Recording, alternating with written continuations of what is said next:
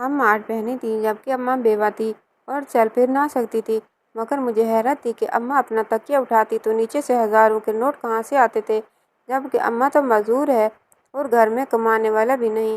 تبھی اماں ہمیں کہتی، جس کا کوئی نہیں ہوتا اس کی اللہ مدد کرتا ہے۔ میں اماں کا راز جاننا چاہتی تھی کیونکہ میں سب بہنوں میں بڑی تھی اور مجھے اماں پر شک تھا کہ ایک دن اسکول سے چھٹی کر کے میں گھر میں ہی چھپ گئی۔ ٹھیک 10 منٹ بعد ہی میری روح فنا ہو گئی یہ دیکھ کر پورے 40۔ میری چھوٹی بہن اسکول جانے لگی تو اس نے واویلا مچا دیا کہ ہمارے اسکول میں پارٹی ہے، مجھے کچھ پیسے چاہیے۔ میں اسے سمجھاتی رہی کہ امی سے اس بات کا ذکر مت کرنا، خواہ مخواہ ان کی دل آزاری ہوگی، مگر وہ سمجھنے کی کوشش کرتی تب نہ۔ اس نے امی سے پیسوں کا تقاضا کیا تو انہوں نے تکیہ اٹھا کر ڈھیروں سارے پیسے نکالے اور ہزار ہزار کے 2 نوٹ میری بہن کے ہاتھ پہ رکھ دیے۔ مجھے حیرت کا شدید جھٹکا لگا کہ امی کے پاس اتنے سارے نوٹ آ کہاں سے گئے۔ ابھی 2 دن پہلے تو گھر میں فاقوں کی نوبت آئی ہوئی تھی۔ چھوٹی بہن کے جانے کے بعد میں امی کے پاس جا کر بیٹھ گئی اور ان سے استفسار کرنے لگی، امی آپ کے پاس پیسے کہاں سے آ گئے؟ امی مسکرا کر بولی، میری پیاری بیٹی، اللہ بہت رحیم و کریم ہے، وہ اپنے بندوں کو بے آسرا نہیں چھوڑتا، بس اسی نے ہمارے لیے یہ سبب پیدا کر دیا ہے۔ یہ بات میری سمجھ سے بالکل ہی باہر تھی کیونکہ ابو کے انتقال کے بعد ہمارے رشتہ دار بھی ہم سے کٹ گئے تھے۔ مدد کرنا تو بڑی دور کی بات، انہوں نے کبھی فون کر کے ہماری خیریت بھی معلوم کرنا بھی گوارا نہیں کیا تھا۔ خیر میں خاموش ہو گئی تھی۔ مجھے لگا شاید امی کے پاس تھوڑے بہت پیسے پڑے ہوں گے جو انہوں نے مشکل وقت کے لیے سنبھال رکھے ہوں گے، لیکن پھر یہ سب معمول ہی بن گیا تھا۔ امی ہر روز صبح اٹھ کر اپنا تکیہ اٹھاتی تو نیچے سے ڈھیروں سے پیسے برآمد ہونے لگتے۔ اب دیکھتے ہی دیکھتے ہمارے گھر کے حالات بہتر ہو گئے، ہمارے پاس کسی شے کی کمی نہیں رہی تھی، مگر مجھے بے چینی سی رہنے لگی، آخر امی کے پاس پیسے آ کہاں سے گئے؟ ہم 8 بہنیں تھیں، بھائی کوئی نہیں تھا جو کما کر امی کے ہاتھ پیسے رکھ دیتا، سب سے بڑی بہن میں ہی تھی۔ میں خود بھی ابھی کالج میں تعلیم حاصل کر رہی تھی، میرا دل اب پڑھائی میں بالکل نہ لگتا تھا، مجھے رہ رہ کر امی اور ان پیسوں کا خیال آتا تھا۔ میری ساری بہنیں ابھی بہت کم عمر اور معصوم تھیں، ان کو تو اپنی ضروریات کے علاوہ کسی چیز کی فکر تک نہ تھی اور نہ ہی پریشانی تھی۔ بہنوں کا اچھا برا سوچنا میرا ہی فرض تھا۔ میں نے سوچ لیا تھا کہ میں امی کا راز جان کر ہی رہوں گی کہ اچانک ان کے ہاتھ میں کون سا خزانہ لگ گیا ہے۔ میں بس اسٹیشن پر کھڑی اپنی سوچوں میں ہی غلطان تھی کہ کالج کی بس گزر گئی اور مجھے خبر بھی نہ ہوئی۔ میں جب تک اپنی سوچوں سے باہر نکلی تب تک بہت دیر ہو چکی تھی، بس دور جا چکی تھی اور آسمان پر بادل منڈلانے لگے تھے۔ میں ڈری سہمی سی کھڑی تھی کہ اچانک میرے ساتھ کیا ہو گیا ہے۔ تب ہلکی پھلکی سی بوندا باندی بھی ہونے لگی تھی، سڑک پر رش کم ہونے لگا تھا۔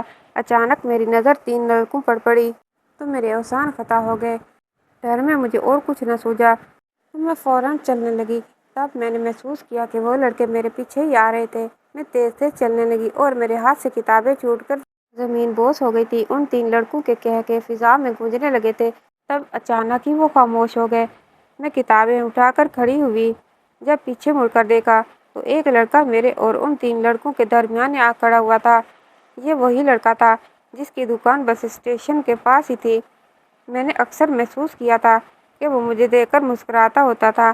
مجھے ایسے لگا جیسے کوئی میرا مضبوط سہارا آ گیا ہے جو مجھے ان لڑکوں کی بری نگاہ سے بچا لے گا۔ پھر وہی ہوا جو میں نے سوچا تھا۔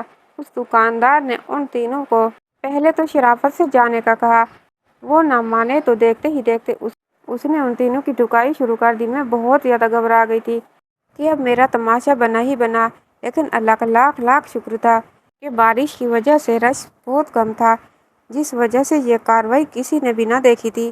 وہ 3 لڑکے گھبرا کر کھڑے ہوئے تھے۔ یہ سب دیکھ کر زندگی میں مجھے پہلی بار تحفظ کا احساس ہوا تھا، میری آنکھیں بھیگ گئی تھیں۔ وہ لڑکا آگے بڑھا اور شوخ انداز میں بولا، میں نے محسوس کیا تھا کہ آپ ان بدتمیزوں کی موجودگی میں نہ روئی تھیں، یعنی یہ آنسو ڈر کے نہیں تھے۔ پھر آنکھیں کیوں چھلک پڑیں؟ ویسے مجھ خاکسار کو منیب کہتے ہیں۔ میں اس کی اتنی گہری اردو پر کھلکھلا کر ہنس دی تھی۔ پھر وہ بس اسٹیشن پر تب تک کھڑا رہا جب تک دوسری بس نہیں آ گئی تھی۔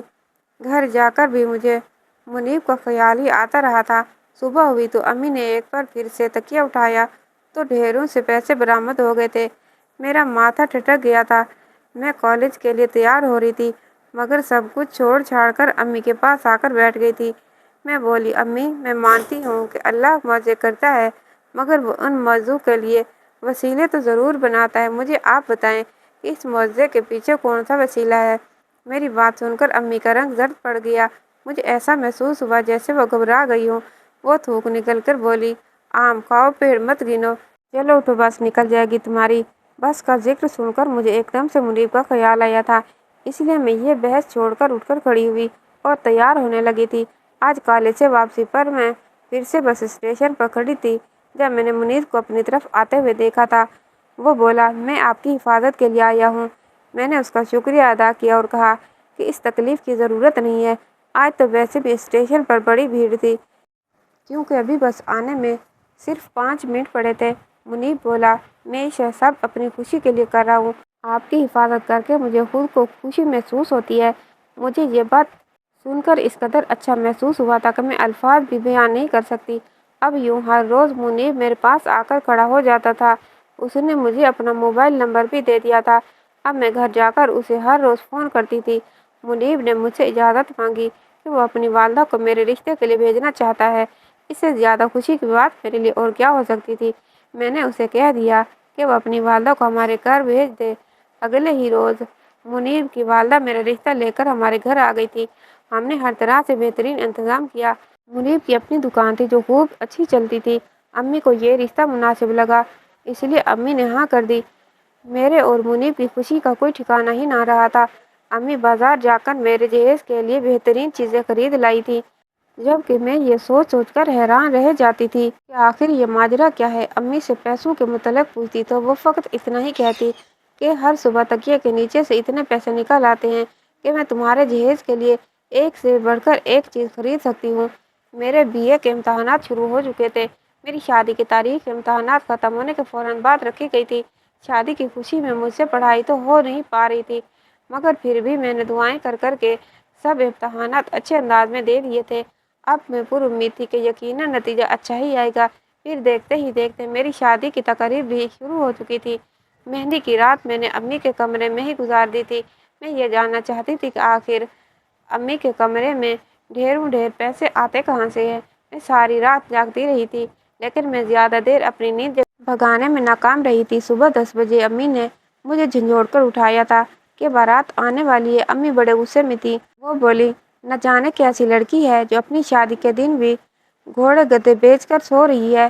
میں نے گھڑی پر وقت دیکھا تو میں پریشان ہو گئی تھی۔ میرا اٹھ کر جلدی سے اپنی تیاری کرنے لگی تھی۔ اتنی دیر میں میری سہیلی بھی آ گئی تھی۔ اس نے مجھے دلہن بنایا تھا۔ میک اپ کرتے کرتے 1 بج گیا تھا۔ مجھے یہ دھڑکا لگا ہوا تھا کہ کہیں ایسا نہ ہو کہ بارات آ جائے اور میری تیاری بھی مکمل نہ ہو۔ بارات کا وقت 12:30 کا تھا مگر سب ہی جانتے تھے کہ ایسے کاموں میں دیر سویر ہو جاتی ہے۔ 2 بجے جب میں تیار ہو گئی تو ایک دم سے ہلکی پھلکی سی ہو گئی تھی کہ اب بارات آ جائے تو مجھے کوئی فکر نہ ہوگی۔ اتنے میں میری امی کمرے میں داخل ہوئی تو ان کے چہرے سے ہوائیاں اڑ رہی تھی۔ وہ بولی، سمرا منیب کو فون کر کے پوچھو کہ بارات کہاں گئی ہے، ابھی تک آئی کیوں نہیں ہے، مہمانوں کا بھوک سے برا حال ہو کر رہ گیا ہے۔ میں نے امی کو تسلی دی کہ آ جائے گی بارات بھی، اتنی جلدی کس بات کی ہے، مگر میں نہیں جانتی تھی کہ بارات تو آئے گی ہی نہیں۔ میں منیب کو فون پر فون کرتی رہی مگر اس کا نمبر بند آ رہا تھا۔ 4 بج گئے تھے تو ہماری طرف کے مہمان اپنے گھروں کو واپس لوٹنے لگے تھے۔ میرا رو رو کر برا حال ہو گیا تھا۔ اتنی دیر میں میری سب سے چھوٹی بہن صفیہ آ گئی۔ وہ بولی، باجی ربیہ کہاں ہے؟ ربیہ مجھ سے 2 سال چھوٹی تھی۔ وہ بھی میرے ساتھ ہی کالج آتی جاتی تھی مگر اس کے امتحانات ہو چکے تھے اس لیے وہ گھر پر ہی رہتی تھی۔ میں نے روتے روتے ہی اسے جواب دیا کہ مجھے نہیں معلوم وہ کہاں گئی ہے۔ یوں اسے ڈھونڈتے ڈھونڈتے رات کے 10 بج گئے تھے مگر اس کا کوئی نام و نشان تک نہ تھا۔ بات بڑی واضح تھی کہ وہ شادی کے ہنگامے کا فائدہ اٹھا کر گھر سے بھاگ گئی تھی۔ ایک بیٹی کی بارات نہ آئی اور دوسری بیٹی بن بارات کے ہی رخصت ہو گئی تھی۔ اس صدمے کو امی برداشت نہ کر پائی تھی۔ ان کی شوگر ہائی ہو گئی اور ان کو فالج اٹیک ہو گیا تھا۔ مجھ پر 3 غم ٹوٹ پڑے تھے مگر میں ڈھیٹ سی یہ تینوں غم سہ گئی تھی۔ امی کو 2 ہفتے تک ہسپتال میں ایڈمٹ رکھا تھا۔ پھر ڈاکٹروں نے یہ کہہ کر انہیں چھٹی دے دی تھی کہ ہم نے ہر طرح سے کوشش کر لی مگر اللہ کی رضا کے آگے ہم ڈاکٹر بھی بے بس ہو جاتے ہیں۔ ہم آپ کی والدہ کی ٹانگیں ضائع ہونے سے بچا نہیں سکے۔ मेरी अम्मी टांगों से माजूर हो गई थी। अब वो सारा सारा दिन चारपाई पर पड़ी रहती थी।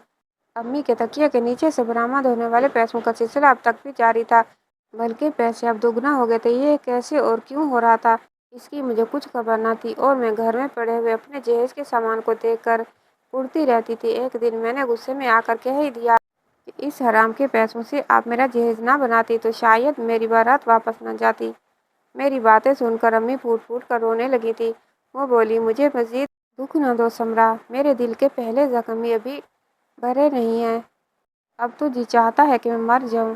मैं आज अम्मी के आंसू से पिघलने वाली नहीं थी। मुझे मोहब्बत का झांसा देकर बेवकूफ़ बनाया गया था। मेरे जज्बात को पैरों तले रौंद दिया गया था। मेरा जी चाहता था कि मैं सारे ज़माने को आग लगा दूं। इसलिए मैं अम्मी के साथ भी गुस्ताखी कर बैठी थी। मैं बोली, अगर आप मर गई तो शायद इन पैसों का सिलसिला भी थम जाए, शायद हमारे घर से यह मौजा भी ख़त्म हो जाए। मैं इतना कहकर कमरे में चली गई। बाहर से अम्मी के रोने की आवाज़ें मुसलसल आती रही थी। थोड़ी देर ही गुजरी होगी कि हमारे घर के दरवाजे पर दस्तक हुई। साहब से छोटी बहन सफ़िया गेट खोलकर चीखी तो पड़ी थी। वो बोली, आप ही आप।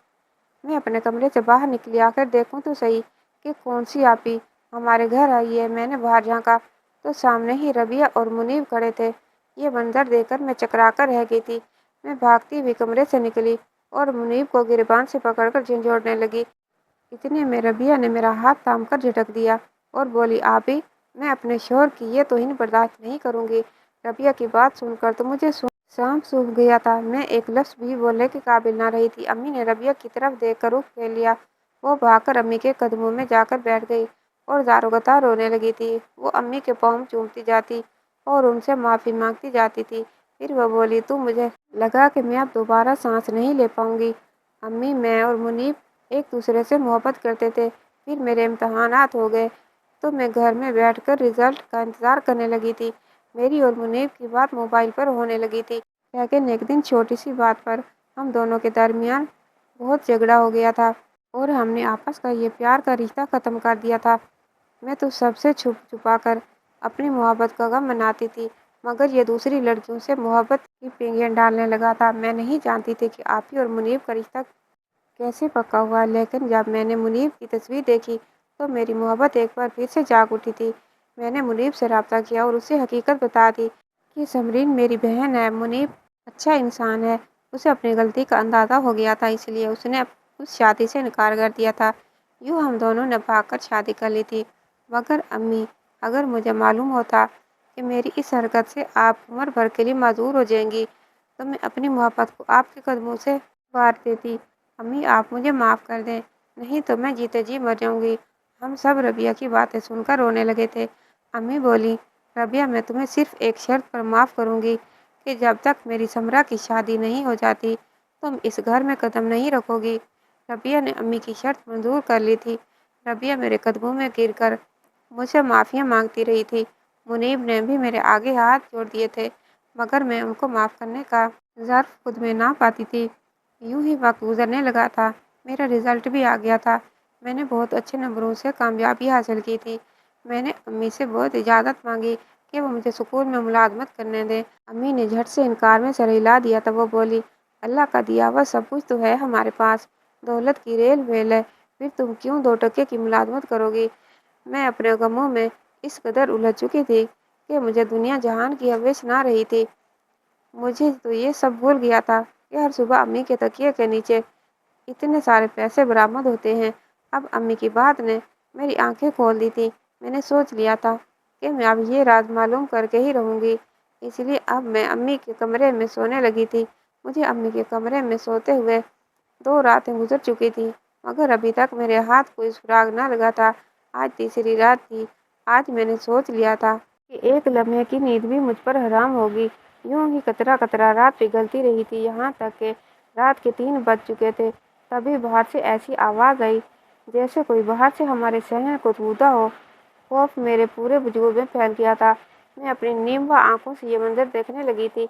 हमारे कमरे के दरवाजे को किसी ने धकेल कर खोला था और कोई दबे कदमों से अंदर दाखिल हो चुका था। कमरे में दाखिल होने वाले शख्स को देखकर तो मैं दंग रह गई थी, क्योंकि वहाँ तो एक 40 साल का हैंडसम सा मर्द खड़ा था। मैं उसको गौर से देखती रही। तभी मेरे सर पर 7 आसमान टूट पड़े कि ये कैसे पहुँच गया। یہ آج سے 7 سال قبل کی بات ہے، جب میں اسکول میں پڑھتی تھی۔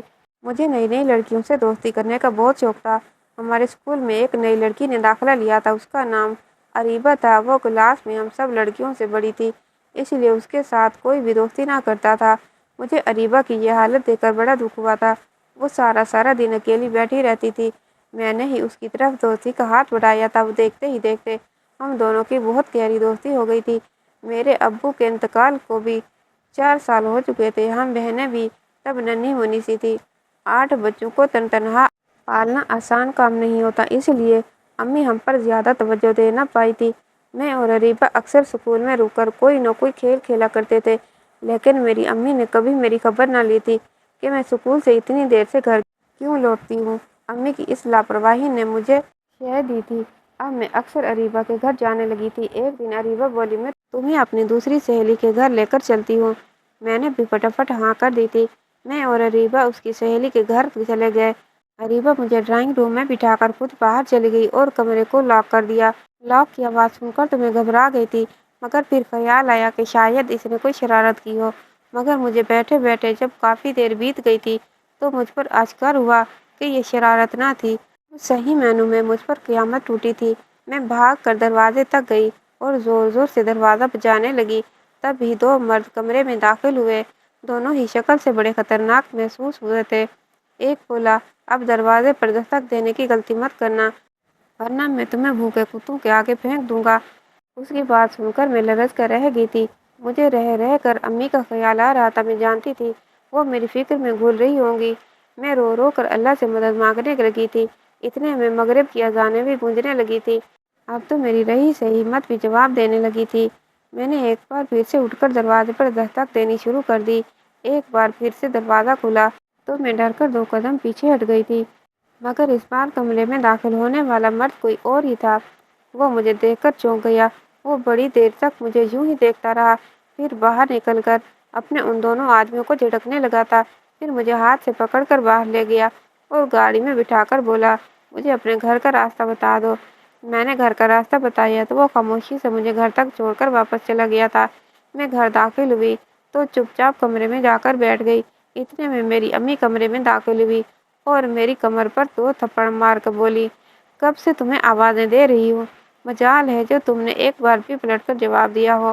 میری حیرت کی کوئی انتہا نہ رہی تھی۔ میری امی کو بالکل خبر نہ ہوئی تھی کہ میں اتنی دیر تک گھر سے غائب رہی ہوں۔ مجھے امی پر بڑا غصہ آیا تھا۔ اس دن کے بعد میں اپنی بہنوں کا خیال خود سے رکھنے لگی تھی۔ اگلے دن سکول گئی تو اریبہ نہ آئی تھی، پھر وہ کبھی بھی لوٹ کر سکول نہ آئی۔ اب سامنے اس مرد کو دیکھ کر میں چونک گئی تھی۔ یہ تو وہی تھا جس نے مجھے اس شام گھر تک پہنچایا تھا۔ وہ اب میرے گھر آخر کیا لینے آیا تھا؟ اس آدمی نے امی کا تکیہ اٹھایا اور نیچے پیسے رکھ دیے۔ وہ جیسے ہی واپس پلٹنے لگا، امی نے اس کی کلائی سے پکڑ کر روک لیا تھا۔ امی غصے سے بولی، کون ہو تم؟ میں نے جلدی سے اٹھ کر کمرے کا بڑا بلب روشن کر دیا تھا۔ سارا کمرہ روشنی میں نہا گیا تھا۔ امی کی نظر جیسے ہی اس مرد پر پڑی، امی چیخ کر بولی، سرفراز، یہ تم تھے؟ میں آگے بڑھی اور روتے ہوئے بولی، آخر یہ سب ہو کیا رہا ہے؟ وہ مرد آگے بڑھا اور میرے سر پر ہاتھ رکھ کر بولا، میں تمہیں سب کچھ بتاتا ہوں۔ میرا نام سرفراز ہے۔ جوانی میں میری شادی ماموں کی یتیم بیٹی سے ہو گئی تھی۔ وہ لڑکی جانتی ہو کون تھی؟ وہ تمہاری ماں تھی۔ مجھے تمہاری ماں سے نفرت تھی۔ میں اس سے شادی کرنا ہی نہیں چاہتا تھا، مگر میری والدہ نے مجھے اپنے بھائی کی محبت میں مجبور ہو کر میری شادی اس سے کر دی تھی۔ جب میری بیوی حاملہ تھی تو میں نے اس پر بدکاری کا الزام لگا دیا تھا اور کہا، یہ تو میری اولاد ہے ہی نہیں، نہ جانے کس کس کا گناہ کوکھ میں لے کر پھر رہی ہو۔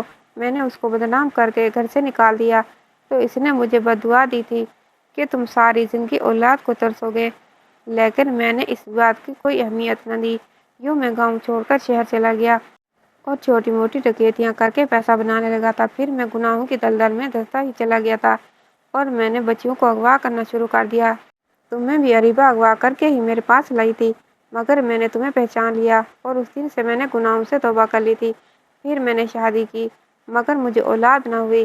میں اب تک اولاد کو ترستا رہا ہوں۔ مجھے معلوم ہوا کہ تمہاری والدہ نے شادی کر لی تھی اور دوسری شادی سے اس کی 7 بیٹیاں ہیں۔ پھر مجھے اس کے شوہر کے انتقال اور تم لوگوں کی غربت کا پتہ چلا تو میں رات کے اندھیرے میں سب سے چھپ کر، اللہ کو گواہ بنا کر तुम लोगों की मदद करना शुरू कर दी थी। अब मैं तुम दोनों के आगे हाथ जोड़कर माफ़ी मांगता हूँ, मुझे माफ़ कर दो।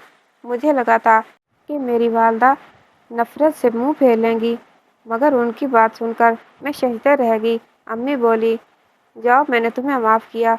अब दोबारा मुझे ना अपनी शक्ल दिखाना और ना ही पैसे भेजना। मैंने भी अम्मी की देखा-देखी अपने उस बाप को माफ़ कर दिया था, जिसको कभी बाप माना था और ना ही जाना था। अब मैं स्कूल में जॉब करती हूँ और हम किसी के एहसान के बगैर गुजारा कर रहे हैं। कहानी कैसी लगी कमेंट बॉक्स में राय का इज़हार कीजिएगा और कहानी को लाइक और चैनल को सब्सक्राइब कीजिएगा।